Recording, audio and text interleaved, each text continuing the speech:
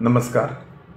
आज मी MP पाटील सरांच्या नाट्य समीक्षा संहिता आणि रंगप्रयोग या पुस्तकातील पहिलं प्रकरण, जे मी 4 भागात विभागलं आहे, त्याचा दुसरा भाग आता वाचतो आहे.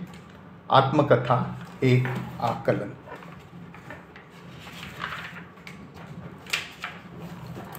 मागील भागातील शेवटच्या वाक्यापासून सुरुवात करतो. पण संहितेनं हेही सत्य संदिग्धतेच्या धूसर अभ्रात लोपवून टाकलं आहे. काय दिलं त्यांनी तुला? या उत्तरेच्या प्रश्नावर वासंतीचं उत्तर आहे दिलीप. पण त्यापूर्वी रंगसूचना अशी आहे, ती खरे सांगते आहे की खोटे कळत नाही. आत्मकथेच्या बीजसूत्राला असे जपणे, असे तोलून धरणे नाटककाराने जीवन सत्याशी आणि नाट्यबीजाशी राखलेले इमान मोठे लक्षणीय ठरते. 3. रंगकक्षांचा अर्थपूर्ण उपयोग हे या नाटकाच्या आविष्काराचे आणखी एक वेगळे अभिनव तंत्र वाटते. रंगमंचाच्या 3 रंगकक्षांपैकी क हा कक्ष भूतकाळाच्या खऱ्या खोट्या रूपाच्या प्रत्यक्षीकरणासाठी, सत्य असत्याचा खेळ खेळण्यासाठी. भूतकाळाच्या खेळात खरा जिवंतपणा कसा असणार? तो खेळ तसा कृत्रिमच, वर्तमानाला कृत्रिमरित्या जोडलेला. ब कक्षात 2 स्त्रिया बहुशः भूतकाळावरच टीका टिप्पणी करीत जीवन जगतात. कधी फ्लॅशबॅकने आपल्या भूतकाळच जिवंत करतात. दिलीपच्या जन्मरहस्याखेरीज तेथे लक्षणीय वर्तमान घडताना दिसत नाही. अ आणि ब या 2 कक्षांचा संबंध केवळ दूरध्वनीने जोडला जातो. या संपर्कातून भूतकालीन काही महत्त्वपूर्ण घटनांचे मूर्तीकरण होते, तसेच महत्त्वपूर्ण वर्तमानाची देवाणघेवाण होते. पण या ठिकाणी जिवंत व्यक्ती समोरासमोर येत नसल्याने येथील वर्तमानाला मर्यादा पडतात. येथे आवेगपूर्ण वर्तमान घडू शकत नाही. अरंगकक्षात घडतो तो मात्र प्रत्यक्ष समोरासमोर वावरणाऱ्या 2 स्त्री पुरुषांमधील जिवंत, रसरशीत, अवखळ, विलक्षण, प्रसन्न आणि आवेगपूर्ण असा वर्तमान काळ. पुरुषाचे वय वर्ष 78 आणि स्त्रीचे 20-22 ही वये झाली शरीरांची, पण दोघांच्याही मनोवृत्ती सारख्याच मनमोकळ्या, ताज्या, टवटवीत, तरल, रसरशीत, चैतन्यशील अशा. या 2 तरुण वृद्ध स्त्री पुरुषांमध्ये जे जिवंत वर्तमानाशी भिडत घडत जाते ते कोणते सत्य? आदिम अनंत, प्रकृती शरण, संस्कृती सन्मुख, विन्मुख. सत्याचे कोणते रूप? अलीकडचे, पलीकडचे, इथले, तिथले कोणते? अन्वयार्थ लावायचा प्रयत्न करावयाचा. स्त्री ही पुरुषाच्या भोवती अनेक रूपात वावरते. आई, मावशी, वहिनी, भगिनी, मैत्रीण, सखी, पत्नी, मेहुणी, पुत्री, स्नुषा, शिष्या या सर्व रूपात ती त्याला सहवासप्रिय असते. तिची नाजूकता, कोमलता, मार्दवता, मधुरता, वत्सलता, स्नेहशीलता, शीतलता, मदिरता, रूपसुंदरता, तिचे लाघव, तिचे मिश्किलपण, अवखळपण, साऱ्याच गोष्टी पुरुषप्रिय अशा. येथे संस्कारित, निर्मळ, स्वच्छ, निरागस, निरामय, उदात्त, तसेच आदिम, केवळ शारीर, त्याचबरोबर नाजूक, नवथर अशी स्पंदने अदृश्यपणे एकात एक मिसळलेली असतात. स्त्रीच्या वरील अनेक रूपांपैकी परस्परांनी कुणाकडून काय अपेक्षावे याबाबतचे सत्य मानवी मनाच्या अदृश्य तळाशी असते. मनाचा तळभाग आणि पृष्ठभाग यांचा हा न दिसणारा लपंडाव अखंड चालू असतो. पण मानवी संस्कृतीने निर्माण केलेल्या नीतीच्या रंगमंचावर मात्र त्याच्या कित्येक अपेक्षांना बंदिस्त केलेले असते. यामुळे काय बोलावे, कसे वागावे, चालावे याबाबतचा त्याचा तारेवरचा खेळ आयुष्यभर चालू असतो. प्रकृती, संस्कृती, विकृती हा केवळ शब्दांचा मतलबी खेळ. हा त्रिवेणी संगम हेच खरे सत्य. या चालण्या वागण्यातील त्याचा साधलेला मेळ व ढळलेला तोल हा क्वचित प्रसंगी का होईना थोर प्रतिभावंतांना गवसतो आणि मग मानवी मनाच्या तळागाळातला हा हिमनग त्याच्या कलाकृतीतील धुक्याच्या मळभात धूसरपणे का होईना थोडाफार दृश्यमान होतो.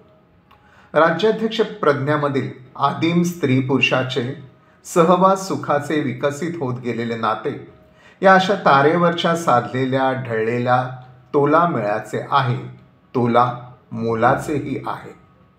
मामा वरेरकर, खांडेकर, माडखोलकर, फडके, अत्रे, पु ल यांच्या काळातील त्यांच्याच व्यक्तिमत्वातील काही सत्यांश घेऊन निर्मिलेले, स्वातंत्र्यपूर्व संस्कारात वाढलेले 1930 पासून लिहू लागलेले पद्मभूषण राज्याध्यक्ष हे एक प्रतिथयश लेखक.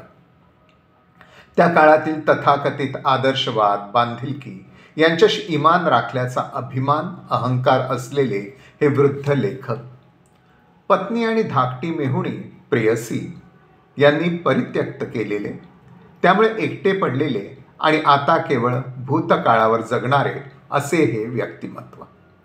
त्यांचा ताबा घेतला आहे एका अवखळ, तल्लख, बुद्धिमान, त्यांच्याच साहित्यावर संशोधन करणाऱ्या तरुण विद्यार्थिनीने. गुरु शिष्या, पिता पुत्री अशा अनंत राखणाऱ्या वत्सल नात्याचे, पण एक तरल मैत्र अशा अंतर तोडणाऱ्या समान पातळीवरचेही हे स्नेहमयी नाते. या अशा नात्यामुळेच ती त्यांच्या रक्तातल्या भोंगळ आदर्शवादाला खळखळून डिवचते. त्यांच्या तारुण्यातील अस्सल भावमधुर भावकविता तेवढ्याच खऱ्या असे म्हणून या थोर कादंबरीकाराच्या सर्व कादंबऱ्यांची वासलात लावते. त्यांच्या तथाकथित सत्यकथेला एक्सपोज करण्याची एकही संधी ती गमावत नाही. आता कुठं 70 आली आहे माझी असे त्यांनी म्हणताच, वय लपवू नका, यंदा जुलैमध्ये 78 पूर्ण झाली तुम्हाला, असा तिचा शेरा. त्यांनी त्यांच्या 42च्या तुरुंगवासाचा उल्लेख करताच, आणीबाणी आली तेव्हा तुम्ही कसे बाहेर राहिला, तुमच्या आदर्शवादांना कसं मिळतं घेतलं आणीबाणीशी, असा तिचा खिल्ली उडवणारा प्रश्न. यावर कोण लेखक गेला होता तुरुंगात असा त्याने प्रश्न विचारताच, दुर्गाबाई गेल्या होत्या असे प्रत्युत्तर देऊन ती त्यांना निरुत्तर करते. पण बाहेर राहून जनता पक्षासाठी महाराष्ट्रभर व्याख्याने देत हिंडलो असे त्यांचे समर्थन करताच, पण पद्मभूषण परत नाही केले. फणीश्वरनाथ रेणूंनी केली, सरकारी समित्या नाही सोडल्या असे म्हणून त्यांच्या रक्तातल्या त्या भोंगळ आदर्शवादाचा ती पुरेपूर समाचार घेते. इतिहास सांगताना नुसती मोघम विधाने, मर्ढेकर जवळजवळ तुमचे समकालीन, त्यांचा थेंबर कुठे उल्लेख नाही. त्यांनी एक नवीन वाङ्मयीन दृष्टी दिली महाराष्ट्राला, ती वाङ्मयीन दृष्टी आली आणि तुमच्या अंगावरून वाहून गेली असा ती त्यांचा मुक्त उपहास करते. मानवी संबंधाचा तळ शोधणारा लेखक या त्यांच्या प्रसिद्धीचीही ती टवाळी करते. मीच स्वतःबद्दल हे पिल्लू कधीतरी हळूच सोडले असणार अशी भर घालून राज्याध्यक्षही या स्वतःच्या टवाळीत खऱ्या मिश्किलपणे सामील होतात.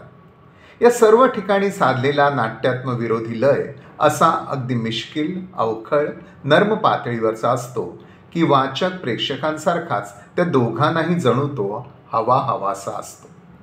त्यामुळेच प्रज्ञा ही अलग व्यक्तिरेखा नसून राज्याध्यक्षांमधली जागी झालेली विवेकशक्तीची प्रतिमा म्हणजे प्रज्ञा असे एक विश्लेषण केले जाते. प्रौढ परिपक्व अवस्थेत राज्याध्यक्षांनी आपल्याशीच केलेला हा संवाद प्रतिसंवाद आहे असे हे मत. म्हणजे प्रज्ञा ही त्यांच्या विवेकाची प्रतिमा. पण या जिवंत चैतन्यशील व्यक्तिरेखेला प्रतिमा असे बंदिस्त करणे हा तिच्यावर अन्याय ठरेल. पुढील जीवननाट्यात ती त्यांच्या विवेकाची प्रतिमा असे वावरण्याचे साफ नाकारते. तिची वाट तीच धुंडते, कारण तिला जिवंत रसरशीत असे व्यक्तिमत्व आहे. ही संशोधिका तरुण साहजिकच एका पम्याच्या प्रेमात पडते. मग हा एक पम्या कसला पोळसट, त्यामुळेच ती सांगते, किती लीड घ्यावा लागणार माहीत आहे मला. 6 महिने पिच्छा पुरवला तेव्हा हॅलो म्हणायला लागला. एकदा फरकन स्कूटर तिथं थांबवली आणि म्हटलं, बस ना मागे. तर काय कावरा बावरा, मग काही दिवस फक्त साडीच नेसणं, कुंकू लावणं, कमी बोलणं, लाजणं बिजणं लागला विरघळायला. चिठ्ठ्या पाठवायला लागला, तू नंदादीप आहेस, तू तुळस आहेस वगैरे. एक सिगरेट त्याच्यासमोर ओढून मग आणला त्याला ताळ्यावर.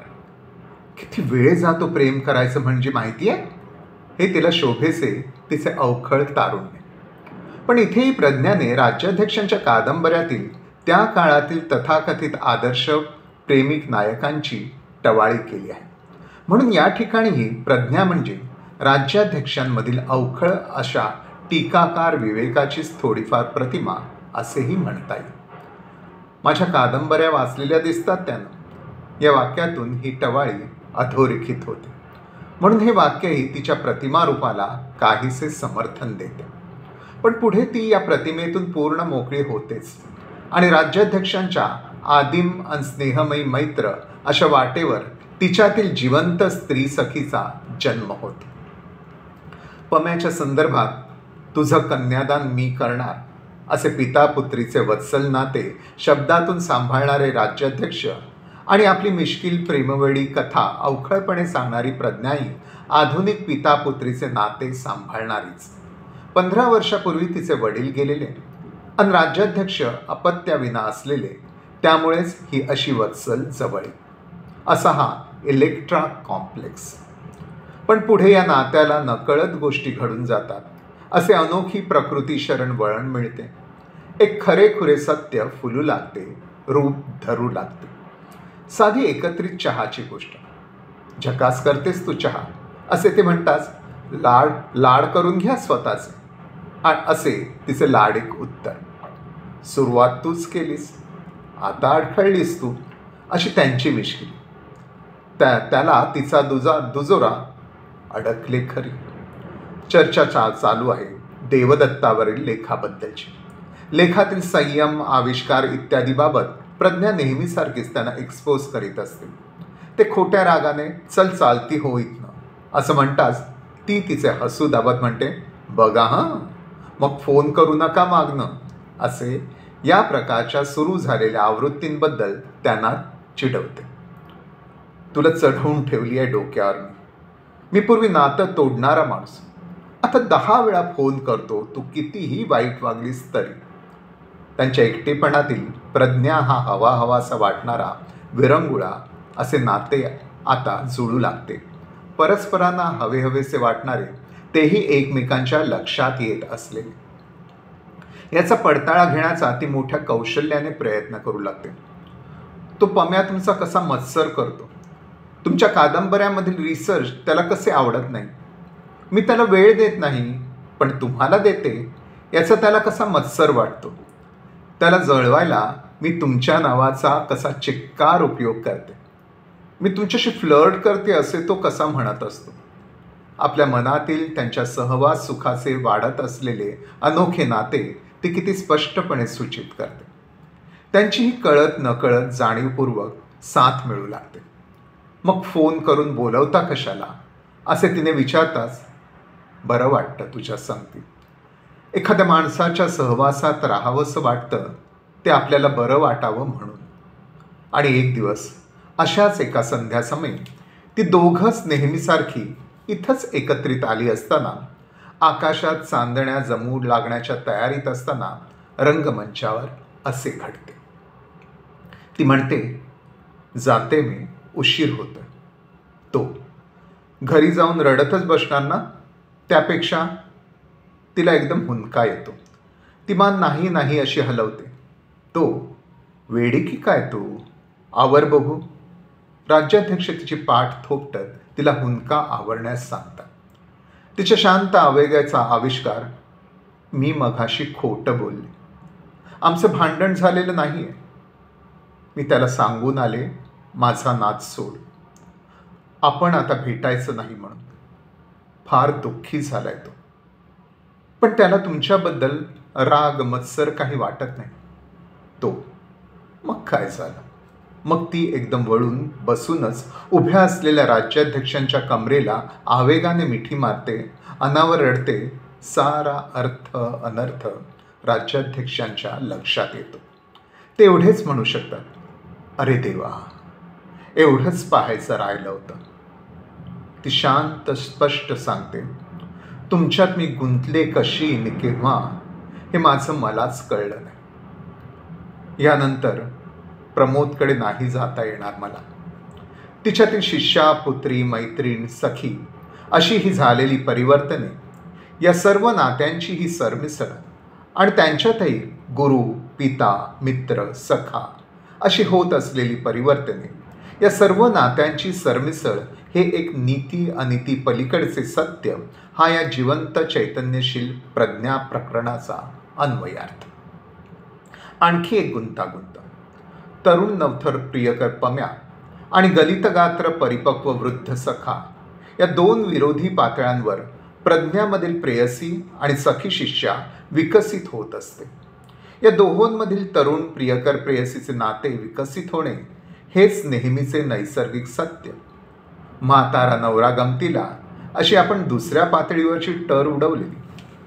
पण या ठिकाणी पहिल्या पातळीवरचे युगानुयुगे चालत आलेले तारुण्य शरण सत्य नाकारून दुसऱ्याच पातळीवर गुंतणे होते. याला काय म्हणावे? गोष्टी घडून जातात, दुसरं काय. हे कसे हे त्यांनाही धक्का देणारे असे हे सत्य. असेही सत्य स्वीकारायचे असते माणसाने. याबाबतचा जीवनविषयक दृष्टिकोन असा: नातं तोडू नये, प्रत्येक क्षणाला नव्यानं जोडत राहावं. माणसांच्या नात्या इतकं अनित्य काही नाही, म्हणून प्रत्येक क्षणाचं नातं हे तेवढ्यापुरतंच खरं समजावं. देवयानी तारामंडळापासून आपल्यापर्यंत प्रकाश यायला 20 लाख वर्षे लागतात. म्हणजे आपण आज जो प्रकाश बघतोय तो 20 लाख वर्षापूर्वीचा. माणसांमध्ये यापेक्षा जास्त अंतर आहे आणि त्यांना एकमेकांपासून मिळणारा प्रकाशही तितकाच अनित्य आहे. कधी काळचा का होईना एक आश्वासक प्रकाश येतो, क्षणापुरताच, पण तेवढं पुरे समजायचं. अशी एक उंच जीवन जाणीव राज्याध्यक्षांना होते. ते आत्मचरित्र लिहायचे रद्द करतात. एक कारण त्यात प्रज्ञेबद्दलचा हा अखेरचा भाग, हे अखेरचे नाते लिहावे लागणार. पण प्रज्ञा त्यांना हसून सांगते, इतकं सगळं मोघम न खोटं लिहिलंय, तसंच माझ्याबद्दलही लिहा म्हणजे झालं. राज्याध्यक्षांना एक्सपोज करण्याचं काम ती परत शेवटच्या क्षणी करते आणि अशी ती परत प्रज्ञा प्रतिमा होऊन अंतर्धान पावते. आत्मकथेतील पात्र निर्मिती. या नाटकाच्या बीजसूत्राशी नाते जडवणारी आणि मोठी अर्थपूर्ण वैविध्य लाभलेली अशी ही पात्र निर्मिती आहे. मानवी जीवनातील सत्य असत्याचा विफल शोध या बीजसूत्राला तोलून धरणारी ही पात्र निर्मिती मोठी विलक्षण आहे. 4 पातळ्यांवरील या पात्रांच्या निर्मितीचे विश्लेषण मोठे अर्थपूर्ण ठरावे. 1. देवदत्त, पम्या. ब. सलीम व दिलीप ही या नाटकातील अदृश्य पात्रे. न दिसताही रंगमंचावर प्रवेश न करताही ती त्यांची भूमिका करीत असतात. त्यातील देवदत्त आणि पम्या ही 2 पात्रे काहीशा एकाच पातळीवरील. त्यामध्येही थोडासा फरक आहे. देवदत्त हे आदर्शाचे म्हणजेच या वस्तुनिष्ठ जगात बहुधा कधीच न दिसणाऱ्या सत्याचे प्रतीक. आपल्या घरात राहावयास आलेल्या तरुण सुंदर प्रवृत्तीशरण वृत्तीच्या स्त्रीला केवळ संरक्षण देणारा, प्रतिस्पर्ध्याचे अनौरस पोर म्हणून स्वतःचे म्हणून मिरवून सांभाळणारा, थोर प्रतिभावंत असूनही सगळ्या मानसन्मानांपासून अलिप्त राहणारा, असा हा आदर्शाचे प्रतीक. हे सत्य कधीच न दिसणारे म्हणून त्यांना देवदत्तना रंगमंचावर कधीच दाखवले नाही. आदर्श म्हणजे अदृश्य सत्य. पम्या म्हणजे प्रिन्स चार्मिंग. हेही रोमॅन्टिक जगातील एक स्वप्न सत्य. हवेसे वाटणारे पण बहुधा न मिळणारे, न भेटणारे, मोठे निर्भरशील, तारुण्याच्या लाटेवर कुठेतरी चुटपुटते दिसते न दिसते इतक्यातच नाहीसे होणारे. म्हणून हे असले सत्यही, त्याचे प्रतीकही रंगमंचावर न दिसणारेच. ब. सलीम आणि दिलीप आदिम इन्स्टिंक्ट्सबद्दलचे सत्य सांगणार. मानवी वास्तवाला द्विडमूड करणारी, न सुटणारी कोडी, न सुटणारे गुंते याबद्दल काहीतरी सुचवणारी ही पात्रे. मानवी मनाचा न दिसणाऱ्या तळातील सत्ये, त्यांची प्रतीके, म्हणूनच तीही रंगमंचावर दिसत नाही. मानवी मनाच्या अदृश्य तळाबद्दल फक्त ती काही सांगतात. स्त्री पुरुषांचे आदिम नाते, वयाच्या पलीकडले याबद्दल सांगणारा सलीम चित्रकार, मातृत्व पितृत्व यामधील पितृत्व हे सतत अदृश्य राहणारे सत्य याबद्दल काही सांगणारा दिलीप. 2. उत्तरा आणि वासंती या पात्रांची एक आणखी वेगळी पात्रे. नाटक घडते अरंग कक्षात, म्हणजे राज्याध्यक्षांच्या मुंबईतील फ्लॅटमध्ये, आणि उत्तरा वासंती एकमेकींना भेटतात पुण्याच्या उत्तरेच्या फ्लॅटमध्ये. त्यांच्याशी राज्याध्यक्षांचा संपर्क साधला जातो दूरध्वनीच्या माध्यमातून. राज्याध्यक्षांच्या प्रत्यक्ष समोर त्यांची जिवंत शरीर रूपे नसून त्यांच्या केवळ ध्वनी प्रतिमा आहे. त्यांच्यासमोर त्या दोघींचे रूप, शरीर, वय, त्यांचे पाहणे, हसणे, लाजणे, रागावणे काहीही नाही. सारे काही नादातून जाणवणारे. शरीरच समोर नसल्यामुळे एकमेकांतील कुठल्याच प्रकारचा आवेग नाही. वर्तमानात त्यामुळे बहुधा घडत काहीच नाही. या ध्वनी प्रतिमा जिवंत करतात बराचसा भूतकाळ. शब्दाने जिवंत करावयाची भूतकालीन सत्ये हे त्यांचे बरेचसे कार्य. ही भूतकालीन सत्ये व्यक्तिगणिक सारखीच बदलणारी. अशी बदलणारी सत्ये म्हणजे असत्तेच सांगण्यासाठी या ध्वनी प्रतिमांची निर्मिती. प्रेक्षागारातील प्रेक्षकांना मात्र त्यांच्या रूपप्रतिमा पुण्यातील असूनही दिसणाऱ्या त्यांना ही असली सत्ये जाणवावीत म्हणून. 3. उर्मिला आणि वसुधा या पात्रांची आणखीन एक वेगळीच चाल. ही पात्रे तशी राज्याध्यक्षांच्या धोक्याने भरलेली वाट या कादंबरीतील, पण ती जिवंत होऊन लेखकासमोर येतात. खऱ्या अर्थाने या 2 पेपर बिंग्स आपण त्यांना साहित्यकृतीतील व्यक्तिरेखा असे म्हणतो, पण त्यांना शब्द चैतन्यरेखा किंवा अक्षर चैतन्यरेखा म्हणणे अधिक अर्थपूर्ण. या अक्षर शब्द चैतन्यरेखा कधीच क्षर न होणाऱ्या अजरामर अशा, मानवी मनाच्या कधीही नष्ट न होणाऱ्या हिमनगाचा लपलेला 7 अष्टमांश भाग प्रकाशात आणणाऱ्या, मानवी मनातील लपलेल्या अजगराचा पूर्ण प्रत्यय देणाऱ्या, पूर्ण सत्याचा प्रत्यय देणाऱ्या. या नाटकात त्यांची निर्मिती आणि कार्य राज्याध्यक्षांसारख्या सत्य लपवून असत्याचा मुखवटा लावलेल्या लेखकाला एक्सपोज करणे हे आहे. उपहासाच्या सहाय्याने अशा ढोंगावर प्रकाश टाकण्यासाठी ही पेपर बिंग्स येथे आणली आहेत. लेखकाने निर्माण केलेले विश्व हे कल्पना विश्व असते. तेथील सत्य ही वास्तवाशी संवादी असली तरी कल्पना सृष्टीतीलच. अशा सत्याबद्दल वाद घालण्यासाठी वास्तवातील लेखकाबरोबर कल्पना सृष्टीतील पात्रे जिवंत होऊन येणे हे मोठे कल्पनापूर्ण, अभिनव आणि संयुक्तिक ठरते. इथे मी भाग 2 संपवतो. धन्यवाद.